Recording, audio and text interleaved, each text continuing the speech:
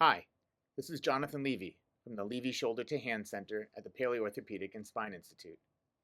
This video will demonstrate augmentation of a rotator cuff repair with a bioabsorbable interpositional nanofiber scaffold, a footprint expander. I have relevant disclosures that relate to this as I am a shareholder and medical advisor for Atrian, maker of the patch which will be featured in this video. This is the history of a 75-year-old right-hand dominant female who fell 9 months ago, creating a traumatic tear of her rotator cuff. She failed therapy for 6 months, had pain, good motion, but weakness to rotator cuff, supraspinatus, and external rotation strength without an external rotation lag sign. This MRI demonstrates a full-thickness retracted rotator cuff tear to the mid-portion of the humeral head with biceps tenosynovitis. There are no arthritic changes, and there is no atrophy of the rotator cuff musculature. Why an augment? In my opinion, this is a great footprint expander utilizing a nanofiber scaffold. Recent work from Tony Romeo demonstrated a much more mature tendon-to-bone healing interface after the use of the nanofiber scaffold. It was a sheet model, but it demonstrated very interesting results.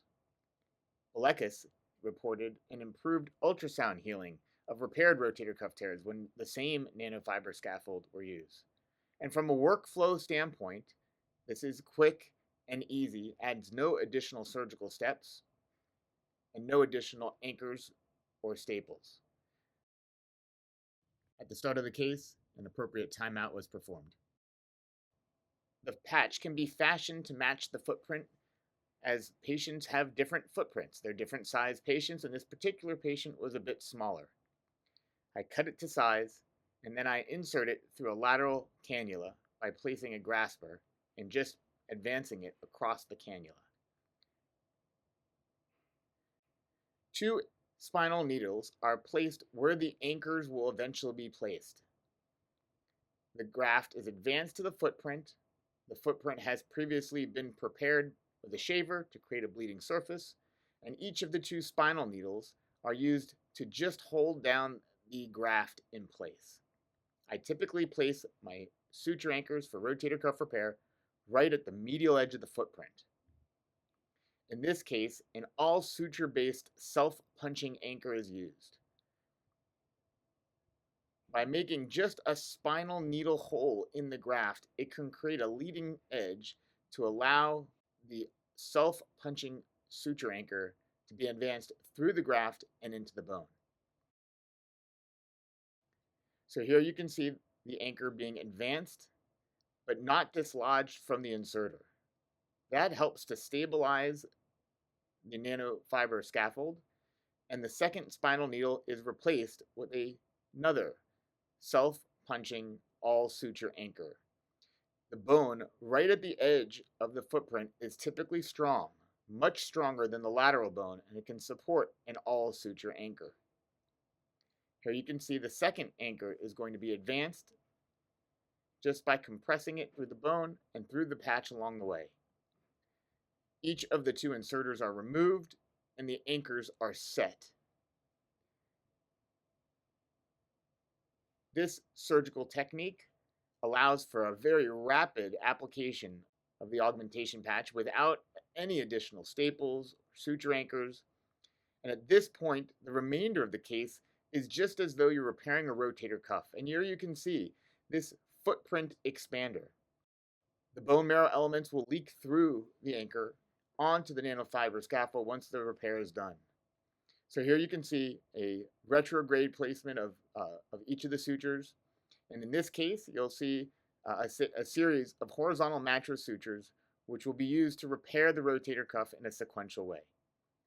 Each of those anchors contains 2 separate sutures, so 2 horizontal mattresses will be placed sequentially front to back, anterior to posterior, and each suture will be pulled out an anterior lateral portal.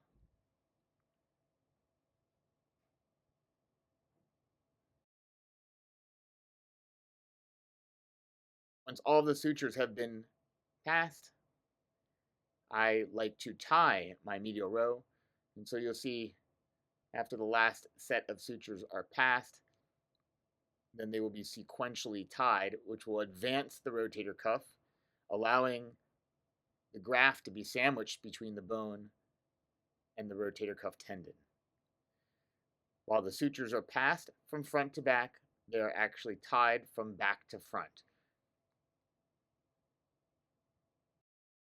Here you can see the remainder of the knots have been done, creating a strong medial row fixation. And a lateral row series of anchors will then be placed. This patient also underwent a biceps tenodesis, and here you will see the details of a lateral row tenodesis. This has been previously described in an arthroscopy technique journal, which described this specific technique of integrating the biceps tendon into the anterior lateral row anchor. So there you can see the sutures from the rotator cuff are combined with the sutures from the biceps and placed into a lateral row anchor. The biceps was just advanced, it was tightened up all the way up to the bone. And once again, this is a vented anchor, which will allow for bone marrow elements to leak out and bathe the biceps tendon as well as the remainder of the footprint. Here's that anchor being tightened, and the sutures will all be cut.